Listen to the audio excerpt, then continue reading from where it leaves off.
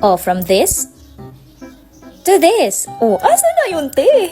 Okay, it's waxing time. Since may gala nga ako later, naisipan kong mag-wax na nitong aking buhok sa kilikili, girl. Naglalaguan na siya and kailangan na natin tong alisin. Madali lang naman tong gawin. Banat-banatin mo lang yan at ilagay mo sa kilikili mo, girl. I-spread mo lang yung wax na yan in the direction of the hair growth. Lagyan mo pala muna ng pulbos para tuyo at kumapit ang wax sa kilikili mo. Ganyan, gayahin nyo na lang yung nasa video. Girl, subok ko na talaga tong cold wax na to. Ever since na natry ko to, ito na talaga yung ginagamit ko. Ayan, pat-pat mo lang, medyo tiinan mo rin ha. Then go, pull mo na yan. Go girl. Oh. Actually, hindi naman siya masakit. Siguro depende na rin sa kakapal ng buhok sa kilikili. Ayan oh, tingnan nyo naman. Kuhang-kuha talaga lahat, girl. Ang kagandahan pa talaga sa wax, matagal bago ulit siya tumubo. Kaya graduate na talaga ako sa shave na yan, girl. Kaya ikaw kung nag-shave ka pa dyan, Diyos ko, it's time for you para masubukan na rin mag-wax. I'm telling you, it's super worth it. Ayan, sa kabila naman, ganun din yung proseso. At hindi to nakakaitim ha, kasi nga cold wax siya.